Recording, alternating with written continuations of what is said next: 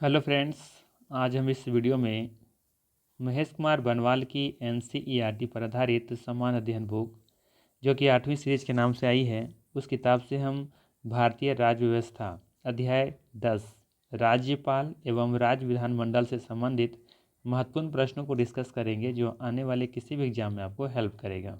इससे पहले ऑलरेडी हमने 9 अध्याय करा रखा है। इन सभी वीडियो का लिंक डिस्क्रिप्शन में दिया हुआ है। साथ ही साथ ध्यान रखिएगा, इससे पहले ऑलरेडी हमने प्राचीन भारत, मध्यकालीन भारत और आधुनिक भारत से संबंधित महत्वपूर्ण अध्यायों को हमने कवर कर लिया है। इन सभी वीडियो का भी लिंक डिस्क्रिप्शन में दिया हुआ है या फिर प्ले लिस्ट में जाके आप देख सकते हैं। ठीक, तो चलिए फिर शुरू करते हैं और देखते हैं आज का पहला सवाल।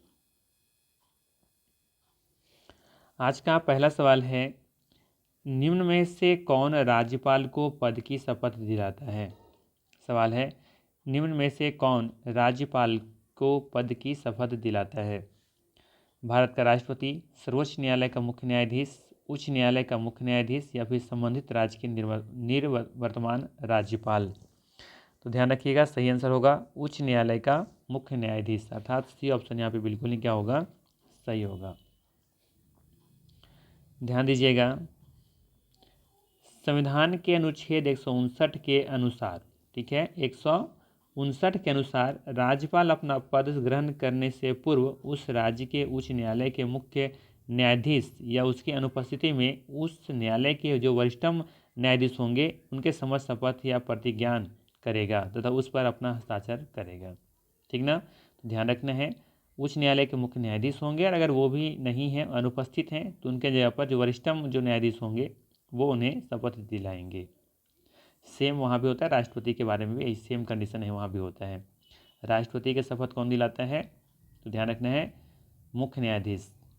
उच्च न्यायालय जो सर्वोच्च न्यायालय होते हैं ना, उनके मुख्य न्यायाधीश वो भी नहीं होते हैं, तो वरिष्ठतम जो फिर न्यायाधीश होते हैं वो दिलाते हैं। सेम कंडीशन राज्यों पर भी लागू होती हैं। अगला सवाल ले लेते हैं। अगला सवाल है, राज्यपाल के वेतन और भत्ते दिए जाते हैं। राज्यपाल के वेतन और भत्ते कहाँ से दिए जाते हैं, तो याद रखना है राज्य के संचित निधि से दी जाती हैं। ये ऑप्शन यहाँ पे बिल्कुल ही सही होगा, ध्यान रखनी है। ध्यान दीजिएगा, संविधान के अनुच्छेद 202(3) के क के अनुसार राज्यपाल के वेतन एवं भत्ते तथा उसके पद से संबंधित अन्य व्यय राज्य की संचित निधि पर आधारित होते हैं। राज्य के विधानसभा अध्यक्ष, उपाध्यक्ष तथा उच्च न्यायालय के न्यायाधीशों के वेतन और भत्ते भी राज्य की संचित निधि पर आधारित होते हैं, याद रखनी है। अगला सवाल है, राज्य सरकार का संवैधानिक प्रमुख कौन होता है। अच्छा सवाल है, राज्य सरकार का संवैधानिक प्रमुख कौन होता है, तो याद रखना है कौन होते हैं, राज्यपाल होते हैं, अर्थात बी ऑप्शन यहाँ पे बिल्कुल ही सही होगा, ध्यान रखना है। साथ ही साथ ध्यान रखिएगा, संविधान के अनुच्छेद 154 के अनुसार राज्य की समस्त कार्यपालिका शक्ति राज्यपाल में निहित होती हैं, जिसका प्रयोग वह संविधान के अनुसार स्वयं या अपने अधीनस्थ अधिकारियों के द्वारा करेगा। इस प्रकार स्पष्ट है कि राज्यपाल राज्य का संवैधानिक प्रमुख होता है। चलिए अगला सवाल लेते हैं। अगला सवाल है, राज्यपाल के संदर्भ में निम्न में से कौन सा कथन सत्य नहीं है। राज्यपाल के संदर्भ में निम्न में से कौन सा कथन सत्य नहीं है। वह राज्य की विधायिका का अंग होता है, वह मृत्युदंड को क्षमा कर सकता है, वह उच्च न्यायालय के न्यायाधीशों की नियुक्ति नहीं कर सकता, उनके पास आपातकालीन शक्तियाँ नहीं हैं। बताना है कौन सा कथन यहाँ पे सत्य नहीं है। तो आप देखेंगे, वह मृत्युदंड को क्षमा कर सकता है, ये सत्य नहीं है। ठीक है, ये कथन यहाँ पे सत्य नहीं है, बाकी सभी सत्य हैं। कि वह राज्य की विधायिका का अंग होता है, वह उच्च न्यायालय के न्यायाधीशों की नियुक्ति नहीं कर सकता, ये भी सही है। उसके पास आपातकालीन शक्तियाँ नहीं हैं, ठीक ना, तो ये भी सही है। ध्यान रखना है, राष्ट्रपति ही ऐसे हैं जो कि मृत्युदंड को क्षमा कर सकते हैं। ठीक ना, ध्यान रखनी है, मृत्युदंड को क्षमा कौन कर सकते हैं, राष्ट्रपति कर सकते हैं, राज्यपाल के हाथों में अधिकार नहीं होता है। ध्यान दीजिएगा, अनुच्छेद 161 के अनुसार राज्यपाल उन विषयों के संदर्भ में जिन पर राज्य की कार्यपालिका शक्ति का विस्तार है किसी अपराध के लिए दोष सिद्ध किए गए किसी व्यक्ति के दंड को क्षमा, पर प्रविलंब, विराम, परिहार करने का अथवा दंडादेश का निलंबन, परिहार या लघुकरण कर सकता है। लघुकरण मतलब कम कर सकता है, घटा सकता है, परंतु मृत्युदंड को वह क्षमा नहीं कर सकता है।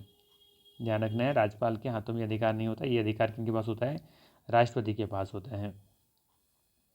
चलिए अगला सवाल है, किसी राज्य के राज्यपाल द्वारा जारी अध्यादेश का अनुमोदन होना आवश्यक है। किसी भी राज्य के राज्यपाल द्वारा जारी अध्यादेश का अनुमोदन होना आवश्यक है। किनके द्वारा? राष्ट्रपति द्वारा, राज्य विधानमंडल के द्वारा, राज्य मंत्रिपरिषद के द्वारा या फिर संसद के द्वारा। जाहिर सी बात है, राज्यपाल कहाँ होते हैं? राज्यों में होते हैं, है ना। तो ये राज्य विधानमंडल के द्वारा ये अनुमोदन होना आवश्यक होता है। बी ऑप्शन बिल्कुल ही सही है, कॉन्सेप्ट बेसिस क्वेश्चन था। ध्यान दीजिएगा, अनुच्छेद 213 के द्वारा राज्यपाल को अध्यादेश जारी करने की शक्ति दी गई है। राज्यपाल इस शक्ति का प्रयोग उस समय करता है जब विधानमंडल के दोनों सदन में से कोई एक सदन या दोनों सदन सत्र में नहीं होते हैं। यदि राज्यपाल को ऐसा विश्वास हो जाता है कि ऐसी परिस्थितियां विद्यमान हैं जिसमें तुरंत कार्रवाई करना आवश्यक हो गया है, तो राज्यपाल अध्यादेश जारी कर सकता है। विधानमंडल के सत्र आरंभ होने के 6 सप्ताह के अंदर यदि अध्यादेश को स्वीकार करने वाला प्रस्ताव पारित हो जाता है तो अधिनियम एक्ट बन जाता है। चलिए आगे देखते हैं, संविधान के किस अनुच्छेद के द्वारा राज्यपाल राष्ट्रपति के विचार के लिए किसी विधेयक को आरक्षित रख सकता है। संविधान के किस अनुच्छेद के द्वारा राज्यपाल राष्ट्रपति के विचार के लिए किसी विधेयक को आरक्षित रख सकता है? किस आर्टिकल के अंतर्गत ये संभव है, ये आपको बतानी है। तो ध्यान रखना है, आर्टिकल 200 अर्थात 220 बी ऑप्शन यहाँ पे सही है। संविधान के अनुच्छेद 220 के द्वारा राज्यपाल राष्ट्रपति के विचार के लिए किसी विधेयक को आरक्षित रख सकता है। चलिए आगे देखते हैं, अगला सवाल लेते हैं, विधानसभा के सदस्यों के लिए न्यूनतम आयु निर्धारित की गई है। आसान सा सवाल है, पूछी गई है विधानसभा के सदस्यों के लिए न्यूनतम आयु निर्धारित की गई है। कितना की गई है ये आपको बतानी है। सही आंसर हो जाएगा 25 वर्ष, बी ऑप्शन।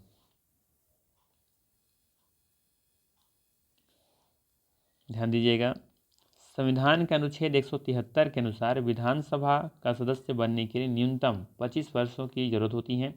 विधान परिषद की सदस्यता प्राप्त करने के लिए न्यूनतम कितना चाहिए? 30 वर्ष। विधान परिषद के लिए 30 वर्ष है, जबकि विधानसभा के लिए 25 वर्ष है। चलिए अगला सवाल लेते हैं। अगला सवाल है, किसी राज्य का प्रथम विधि अधिकारी कौन होता है? किसी भी राज्य का प्रथम विधि अधिकारी कौन होता है ये आपको बतानी है। तो ध्यान रखना है, महाधिवक्ता, अर्थात बी ऑप्शन यहाँ पे सही होगा, महाधिवक्ता सही आंसर है यहाँ पे। ध्यान दीजिएगा,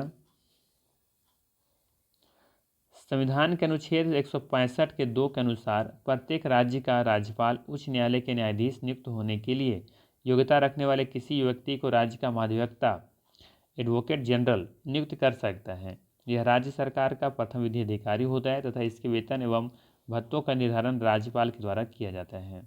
ठीक है, वहीं आप लोगों को कमेंट करके बतानी है, भारत का या फिर कह सकते हैं देश का या केंद्र का प्रथम विधि अधिकारी कौन होता है। दिए गए ऑप्शन में बताना है, इन्हीं से कोई आंसर होगा आपका। ठीक है, बताना है भारत का या फिर देश का प्रथम जो विधि अधिकारी होता है वो कौन होते हैं। महान्यायवादी होते हैं, महाधिवक्ता होते हैं, सॉलिसिटर जनरल होते हैं या फिर विधि विभाग का महासचिव होते हैं। ठीक है, चलिए अगला सवाल है, भारत में राज्यों के विधानमंडलों का उच्च सदन कौन सा है? भारत में राज्यों के विधानमंडलों का उच्च सदन कौन सा है? तो यह है विधान परिषद। निम्न सदन विधानसभा। ठीक इसी तरीके से देखेंगे, लोक संसद में बारे में बात करें तो संसद देखेंगे कि जो उच्च सदन होते हैं उसे क्या कहा जाता है? उच्च सदन को क्या कहते हैं? राज्यसभा। जबकि निम्न सदन क्या हो जाएगा? लोकसभा। ठीक है,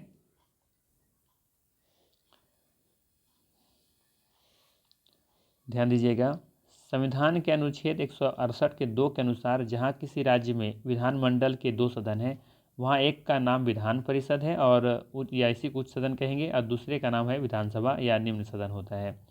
जिस राज्य में केवल एक सदन है वहाँ उसका नाम विधानसभा होगा। सिंपल सा कॉन्सेप्ट है। चलिए अगला सवाल लेते हैं। अगला सवाल है, भारतीय संविधान के अनुसार राज्यों की विधायिका में सम्मिलित है। भारतीय संविधान के अनुसार राज्यों की विधायिका में सम्मिलित है। बताना है कि राज्यों के जो विधायिका होते हैं उसमें कौन कौन शामिल होते हैं। जैसे आप देखे थे संसद में कौन कौन शामिल होते हैं, राज्यसभा, लोकसभा और राष्ट्रपति। उसी तरीके से बताना है राज्यों की विधायिका में कौन कौन शामिल है, यहाँ पे बतानी है। तो अब यहाँ पर देखेंगे राज्यपाल शामिल होते हैं, विधानसभा भी शामिल होता है, इसमें विधान परिषद भी शामिल होता है। जहाँ इसका अस्तित्व है वहाँ पे, अस्तित्व जहाँ पे इसका अस्तित्व ही नहीं है वहाँ पे कैसे शामिल हो सकता है ना। तो ध्यान रखना है विधायिका में राज्यपाल, विधानसभा और विधान परिषद। विधान परिषद वहीं शामिल होगा जहाँ पे इसका अस्तित्व होगा, अर्थात यहाँ पे सही आंसर हो जाएगा डी ऑप्शन।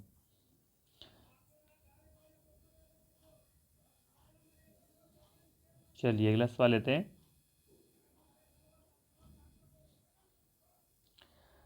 मुख्यमंत्री के संबंध में निम्नलिखित कथनों में से कौन सा सत्य नहीं है। मुख्यमंत्री के संबंध में निम्नलिखित कथनों में से कौन सा सत्य नहीं है। पहला दे रखा है, वह सामान्यतः राज्यपाल द्वारा चयनित होता है। ठीक है, लिखा गया है कि वह सामान्यतः राज्यपाल के द्वारा चयनित होता है। पहला ही कथन लग रहा है गलत है। ठीक है, इसके अलावा क्या दे रखा है कि वह राज्यपाल द्वारा औपचारिक नियुक्ति पाता है। ये तो सही दिख रहा है, राज्यपाल के द्वारा ही तो उसे नियुक्ति की जाती है ना, औपचारिक नियुक्ति। वह विधानसभा में बहुमत प्राप्त दल के सदस्यों द्वारा चुना जाता है, ये भी सही है। उसका पद पर बना रहना बहुत से कारकों पर निर्भर करता है, जी बिल्कुल सही है ना। उसका विधानसभा में उसका विश्वास पर, उसका बहुमत दल बहुमत है या नहीं है, तो कई कारणों पर यहाँ पे डिपेंड हो सकता है। तो इसका सही आंसर ये ऑप्शन है, वह सामान्यतः राज्यपाल द्वारा चयनित होता है। ये कथन गलत है, ध्यान दीजिएगा। संविधान के अनुच्छेद 164 के अनुसार मुख्यमंत्री की नियुक्ति राज्यपाल करेगा और अन्य मंत्रियों की नियुक्ति राज्यपाल मुख्यमंत्री की सलाह पर करेगा। ठीक है, जैसे मुख्य यहाँ पे देखते हैं ना, प्रधानमंत्री की नियुक्ति कौन करते हैं, राष्ट्रपति करते हैं, और बाकी मंत्रियों को फिर कौन कैसे करते हैं, तो प्रधानमंत्री की सलाह पे करते हैं। ठीक वही कॉन्सेप्ट राज्यों में भी है।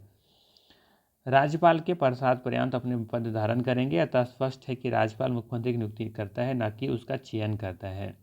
ठीक है, चलिए अगला सवाल लेते हैं।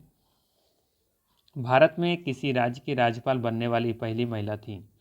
भारत में किसी राज्य की राज्यपाल बनने वाली पहली महिला कौन थी।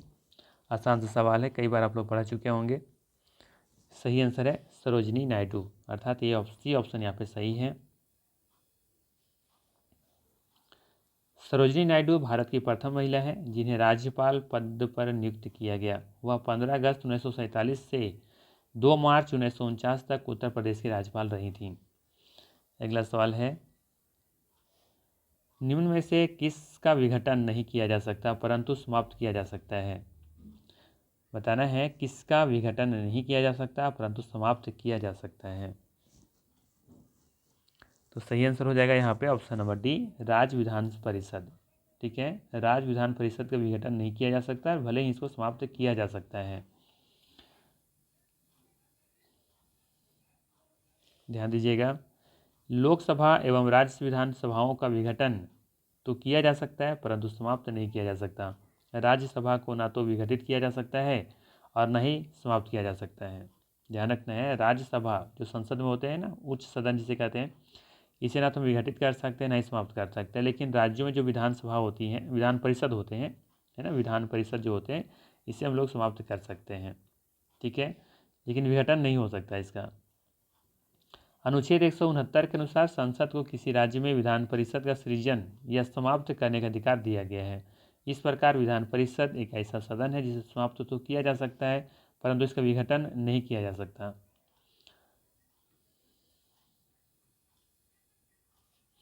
अगला सवाल है, राज्य के दूसरे सदन की स्थापना या उसे रद्द करने से संबंधित कौन सी प्रक्रिया सही है। राज्यों में दूसरे सदन की स्थापना या उसे रद्द करने से संबंधित कौन सी प्रक्रिया सही है। पहला क्या दे रखा है, पहला दे रखा है यहाँ पे लोकसभा द्वारा साधारण बहुमत से पारित प्रस्ताव के द्वारा, या फिर संबंधित राज्य की विधानसभा द्वारा साधारण बहुमत से पारित प्रस्ताव के द्वारा, या फिर संबंधित राज्य की विधानसभा द्वारा 2/3 बहुमत से पारित प्रस्ताव और संसद से पारित विधि के द्वारा, या फिर लोकसभा द्वारा पूर्ण बहुमत से पारित प्रस्ताव के द्वारा। तो कौन सी प्रक्रिया सही दिख रहा है? ऑप्शन नंबर सी, है ना। संबंधित राज्य की विधानसभा द्वारा 2/3 बहुमत से पारित प्रस्ताव और संसद से पारित विधि के द्वारा राज्यों में दूसरे सदन की स्थापना या उसे रद्द करने से संबंधित जो प्रक्रिया है वो ये है कि संबंधित राज्य की विधानसभा के द्वारा 2/3 बहुमत से पारित करना, प्रस्ताव पारित करना और संसद से भी पारित विधि के द्वारा किया जा सकता है। चलिए अगला सवाल लेते हैं। विधानसभा के विघटन के बाद भी उसका अध्यक्ष स्पीकर पद पर बना रहता है। विधानसभा के विघटन के बाद भी उसका अध्यक्ष स्पीकर पद पर बना रहता है। दिए गए ऑप्शन बताना है, इसका सही आंसर क्या होगा। तो ध्यान रखिएगा, पहला सही दिख रहा है, विधानसभा के विघटन के पश्चात गठित विधानसभा की पहली बैठक के ठीक पहले तक। बहुत अच्छा क्वेश्चन है। विधानसभा के विघटन के बाद भी उसका अध्यक्ष स्पीकर पद पर बना रह सकता है, कब तक? तो ध्यान रखना है, विधानसभा के विघटन के पश्चात गठित विधानसभा की पहली बैठक के ठीक पहले तक, वहाँ तक ये स्पीकर पद पर रह सकते हैं बने हुए। अगला सवाल है, विधानसभा का सदस्य निर्वाचित हुए बिना कोई मंत्री किस अवधि तक अपने पद पर बना रह सकता है? विधानसभा का सदस्य निर्वाचित हुए बिना कोई मंत्री किस अवधि तक अपने पद पर बना हुआ रह सकता है? तो ये भी कॉमन सा क्वेश्चन है। 6 महीने तक रह सकता है।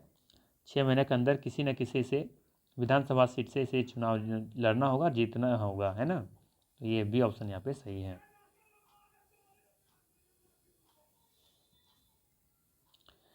संविधान के अनुच्छेद 164(4) के अनुसार यदि कोई भी मंत्री जो विधानसभा या विधान परिषद के किसी सदन का सदस्य नहीं है तो उसे 6 माह के अंदर विधानमंडल से किसी भी सदन की सदस्यता प्राप्त करना आवश्यक है, अन्यथा 6 माह की समाप्ति पर उसे अपना पद को त्यागना पड़ेगा। चलिए अगला सवाल है, राज्य की विधानसभा के सत्रावसान का आदेश किसके द्वारा दिया जा सकता है? ये भी आसान सा सवाल है। पूछा जा रहा है, राज्य की विधानसभा के सत्रावसान का आदेश किसके द्वारा दिया जा सकता है? राज्यपाल, विधानसभा अध्यक्ष, मुख्यमंत्री या फिर विधि मंत्री? सही आंसर हो जाएगा ऑप्शन नंबर ए, राज्यपाल के द्वारा। ठीक है,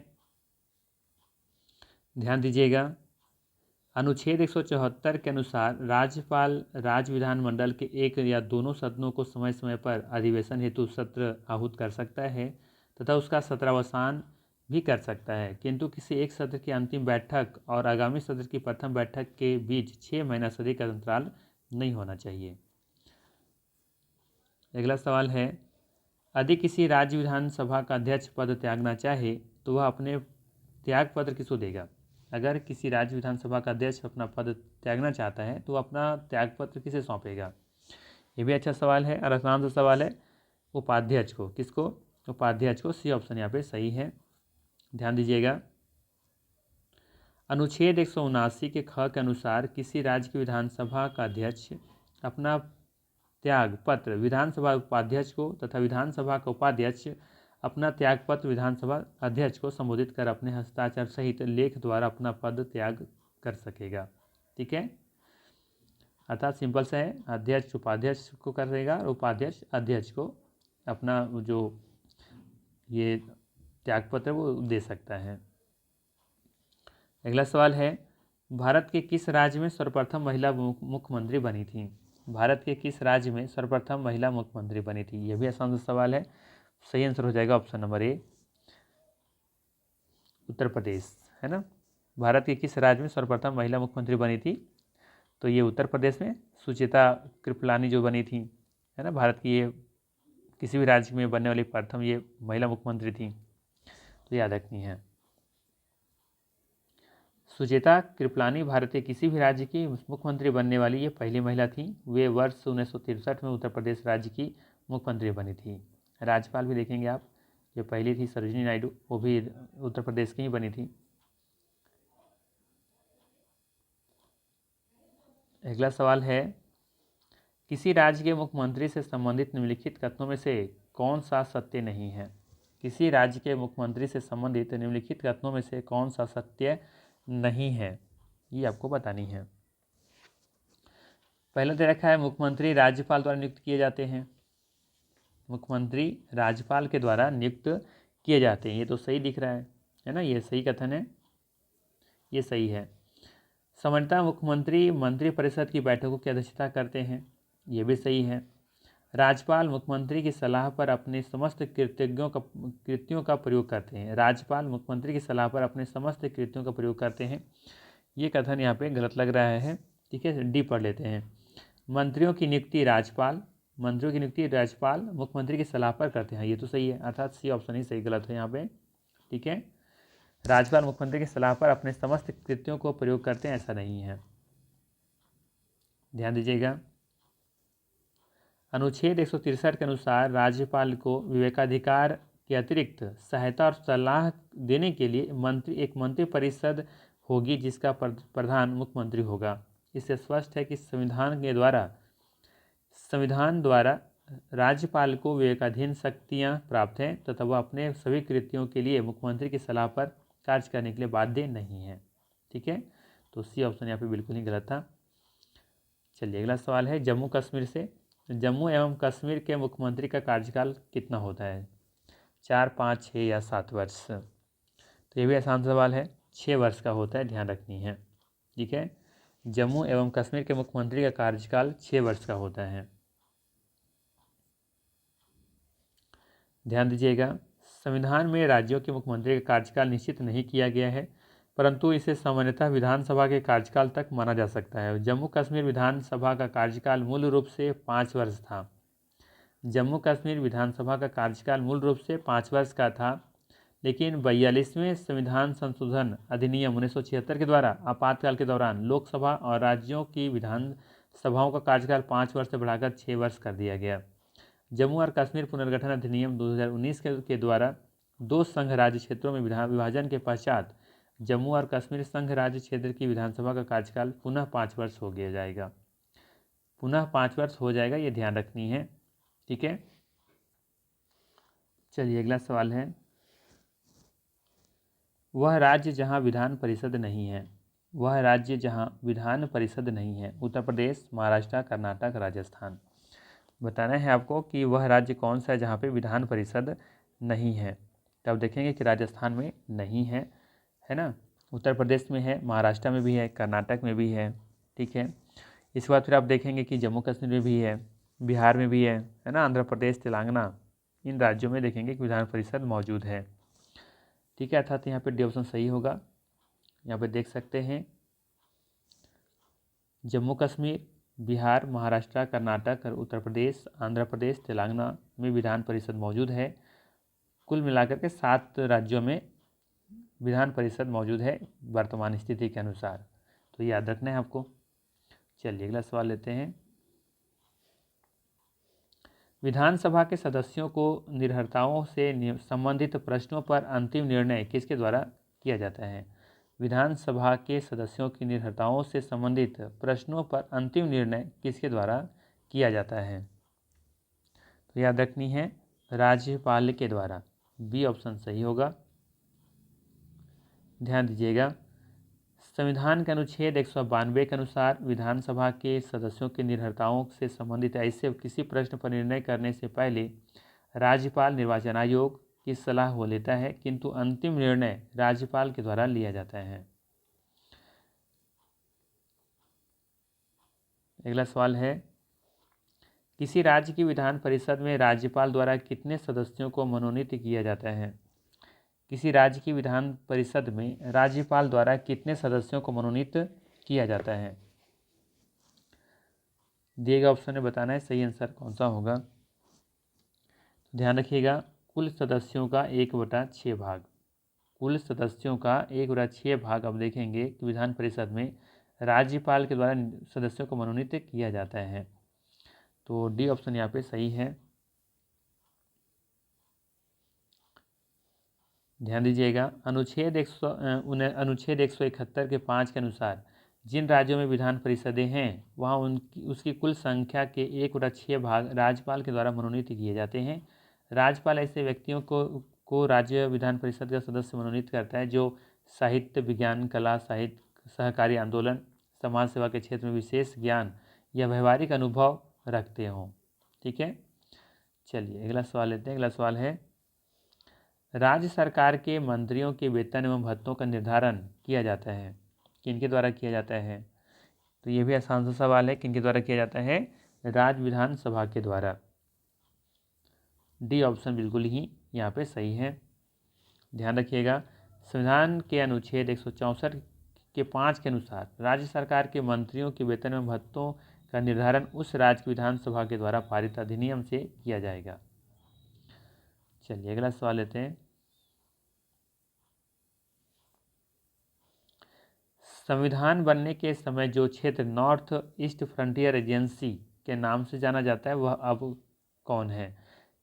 संविधान बनने के समय जो क्षेत्र नॉर्थ ईस्ट फ्रंटियर एजेंसी के नाम से जाना जाता है वह अब कौन है? इसमें दिए गए ऑप्शन बताना है, वो कौन सा राज्य है? सही आंसर है अरुणाचल प्रदेश। ध्यान दीजिएगा, नॉर्थ ईस्ट फ्रंटियर एजेंसी को असम के सीमावर्ती क्षेत्रों से अलग करके वर्ष 1948 में बनाया गया था। वर्ष 1986 का अधिनियम 20/2/1987 से लागू हुआ था ये, के द्वारा इसे अरुणाचल प्रदेश के नाम से अब अलग राज्य का दर्जा दे दिया गया है। अगला सवाल है, राज्य विधानसभा के सदस्यों की अधिकतम निर्धारित संख्या क्या है? राज्य विधानसभा के सदस्यों की अधिकतम निर्धारित संख्या क्या है? 350, 600, 500 या फिर 750? तो याद रखनी है, सही आंसर है 500। ठीक है, ध्यान रखनी है, राज्य विधानसभा के सदस्यों की अधिकतम निर्धारित संख्या कितनी है? 500। 500 अधिकतम यहाँ पे सदस्यों की संख्या हो सकती है, इससे ज़्यादा नहीं राज्य विधानसभा के लिए।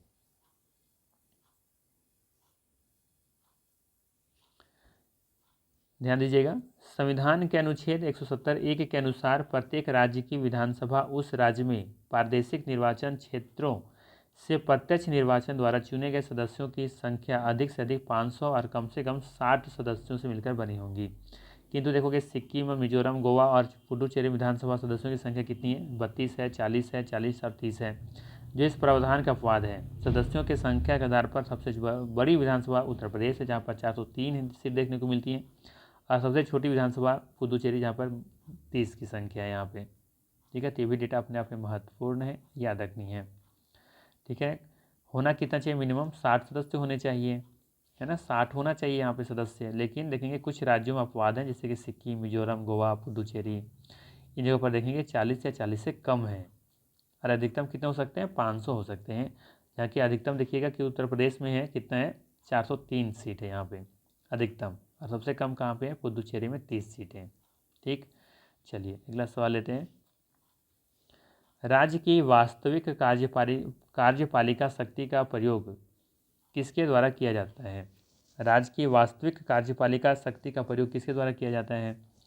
ये आसान सा सवाल है, सही आंसर हो जाएगा यहाँ पे ऑप्शन नंबर ए, मुख्यमंत्री के द्वारा। ठीक है,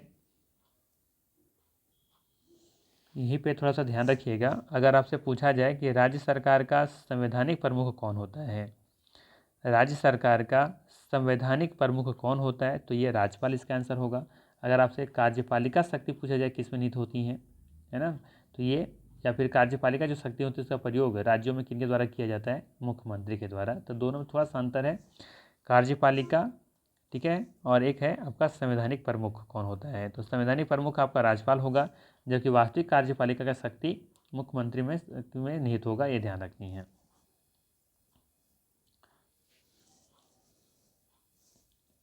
ध्यान दीजिएगा, यहाँ पे भारत में केंद्र के समान राज्यों में भी संसदीय शासन व्यवस्था को अपनाया गया है। राज्य की कार्यपालिका शक्ति का औपचारिक प्रमुख राज्यपाल होता है, जबकि वास्तविक शक्तियाँ मंत्रिपरिषद में निहित होती हैं, तथा राज्यपाल अपनी कार्यपालिका शक्तियों का प्रयोग मंत्रिपरिषद की सलाह से करता है। राज्य की मंत्रिपरिषद का प्रमुख मुख्यमंत्री होता है।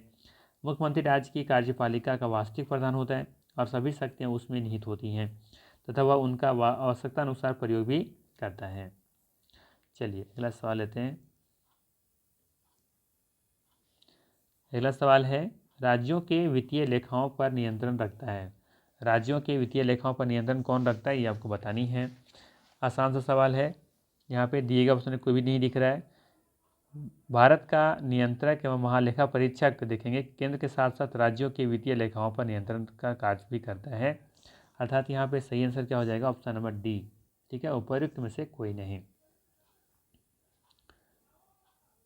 भारत का नियंत्रक एवं महालेखा परीक्षक केंद्र के साथ साथ राज्यों के वित्तीय लेखाओं पर नियंत्रण का कार्य भी करता है। संविधान के अनुच्छेद 15 के 151 के 2 के अनुसार भारत का नियंत्रक एवं महालेखा परीक्षक किसी राज्य के लेखाओं संबंधी प्रतिवेदन को उस राज्य के राज्यपाल के समक्ष प्रस्तुत करेगा तथा राज्यपाल इस प्रतिवेदन के राज्य के विधानमंडल के समक्ष रखवाएगा। चलिए अगला सवाल लेते हैं। अगला सवाल है, राज्य में धन विधेयक प्रस्तुत किया जा सकता है।